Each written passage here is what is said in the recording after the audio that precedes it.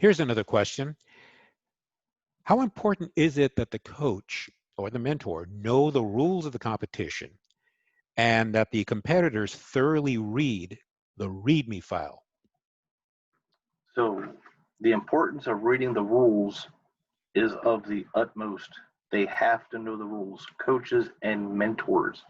There is a whole section blocked off inside their rule book just for competitions. It's a couple pages, but it's a necessity that everybody involved, even students, understand what the rules of the competition are. The number one rule for the competition is no information sharing. Teams, whatever notes they take is fine, but they are not to post or talk about what they've seen in a competition during the time frame. They can't talk about the competitions with their friends on other teams. They can't go out on the social media and post answers and say, hey, I saw this on the competition. That is totally against the rules, and it is one of the top 10 rules they list in the instruction book. Make sure that everybody reads that instruction book. And if I'm not mistaken, there's actually an agreement in the instruction book where the students have to sign stating that they have read and understand all the rules. Mm. Now, if a coach or a mentor doesn't understand a rule that is there, they can always contact Cyber Texas for further explanation, or they can contact Cyber Patriot themselves and they will reply with an answer. I've had to call numerous times in the past for certain rules that were unclear in the rule book, and they've given a prompt answer. For instance, last year I had a young lady come in late because she had another competition with another club. So prior to that competition, I contacted Cyber Patriot because there was nothing in the rule book. Situation, we contacted me back, and it was okay for her to join as long as she wasn't in contact with other teams prior to her coming in. So me as a coach, I make sure she could talk to anybody else that is doing certain things on other teams or checking social media. And once she came in, she went straight to her team, right into competition mode. But reading that rule book is essential, technical mentors, students, and coaches. Frank, just to be clear, you used the term during the time frame of the competition.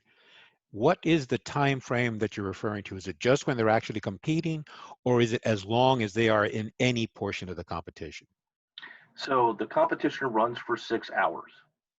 So if a student has to come in late during that 6 hours, pre-coordinate that with between the coach and the student as to when they expect them to be in. My situation, the young lady was 2 hours late. So when she got there, she had 4 hours to compete.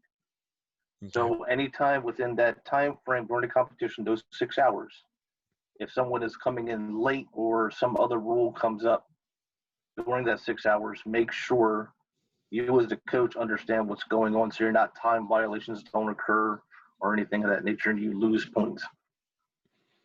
And the sharing of information outside of that actual competitive time frame, what you're referring to is during the entire competition, you're not allowed to share information with any other team about what you've seen. That would be just like if you took a test at school and the next period was coming in, if you shared what you saw in that test, that I believe is grounds for disqualification. Is that correct? That is grounds for disqualification. So I'll explain a little bit further. So your team of 5, they are allowed to talk to each other, especially during the competition. You want that communication between those team members. Outside of that team of 5, they are not allowed to talk to another team. They are not allowed to post anything on social media. They are not allowed to talk to any coaches or anything about the competition during that 3-day frame. Now, when Cyber Patriot is done and that competition has been posted, okay, this competition is now complete. The next practice day, you can go back with your students and talk about the problems they were having. The coaches can interact with the students as to what they saw they needed to work on and try to build from there.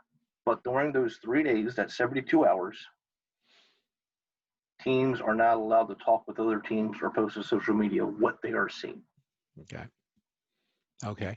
And if you're like here in San Antonio, after the competition is over, are you permitted to go ahead and meet with other coaches and determine what do we need to boost up the teams here in San Antonio? Coaches could do that as long as they're not giving away information about their specific teams, about what they did. I would have to read the rule book on that to make sure, but me being the coach, I would not talk to another coach about what I saw on the image that my teams were having difficulties with. Let me clarify that. Last year, I was having calls from coaches that my machines are breaking, the images aren't working.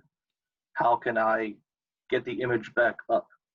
That is more technical support, where you're trying to help another coach so their team to compete. I'm not giving them the answers.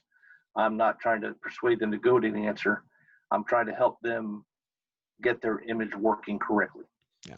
Okay. We're logging into the Net ACAD lab to make sure that their students are seeing the right thing and accessing the right area. Yes. That, in other words, that is not competition specific. That is technology general. Yes. All right. Thank you. You're welcome.